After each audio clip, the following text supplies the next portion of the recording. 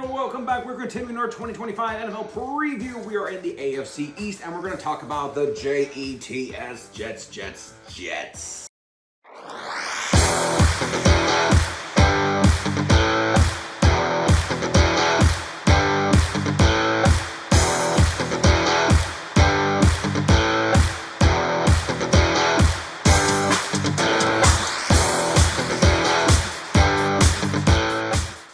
Okay, so the Jets, to be very blunt with Jets fans, I have no idea what your expectation is.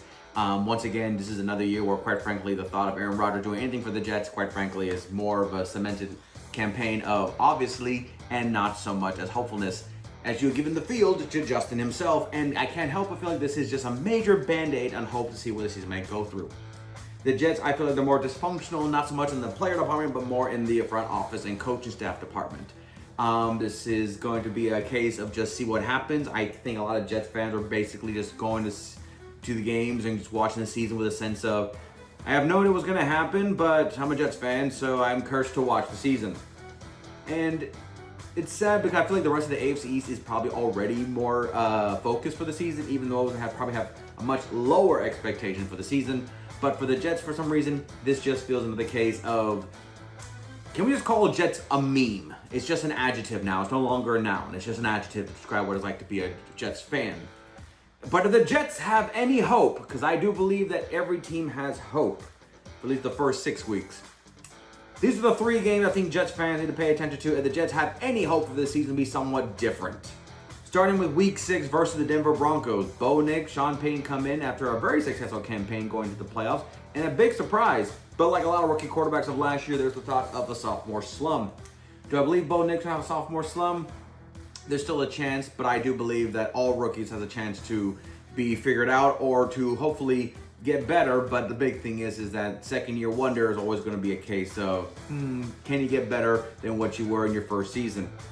If the Jets want any hope of a playoff spot in the future, by Week 6, you got to take on the Denver Broncos.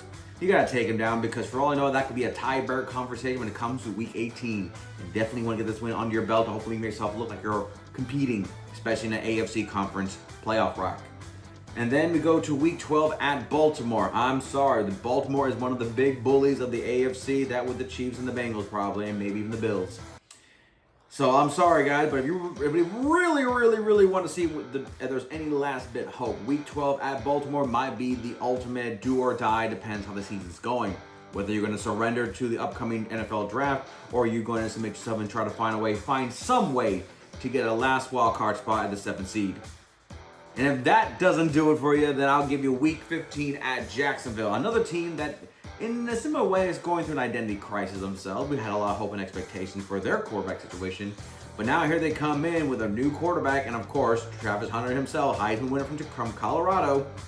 So if by any chance the Jets are flirting with 500 by this time, at Jacksonville could determine whether you guys get into the playoffs or you guys are going to get a top 18 pick and miss the playoffs and quite frankly find no player of caliber in the top 15 that's going to make your team better for next year. But if you still have any hopes, beat the Jacksonville Jaguars. We'll see how those season go looking like, and we'll see what the future holds. But those are the 3 games I think the Jets fans and even the Jets need to pay attention to for this upcoming season if they want to make any sense of a statement.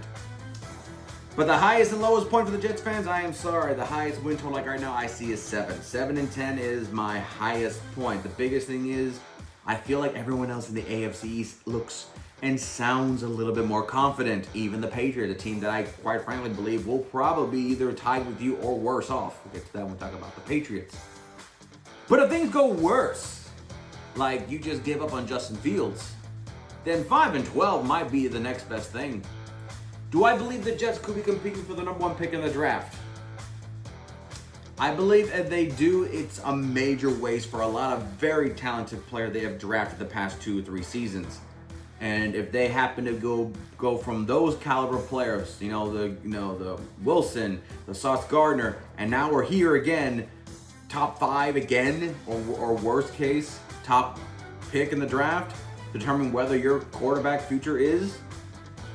I don't know, guys, but I feel like, yeah, Jets, that could be potentially your low point. My MVP verdict, until proven otherwise, I think the only offensive weapon we can really rely on will be Breece Hall. Breece Hall has been the biggest surprise of the Jets, not because of his ability from he did it in Iowa State, but what he can do with the Jets and how he just seems like he just feels like he is a workhorse.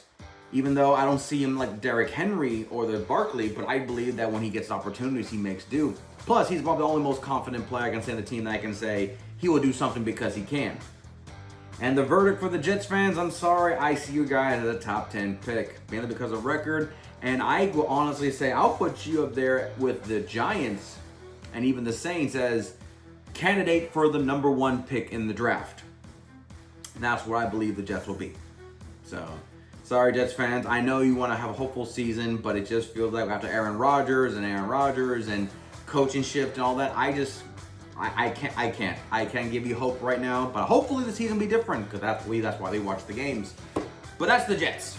That's the Jets 2025 season preview. Next, we'll go to New England and talk about the Patriots and see what can they do now they actually have basically, hopefully, the players they want and the coaches have to go with it. But until then, I'm Cortez and I'm a critic. Thank you so very much for watching.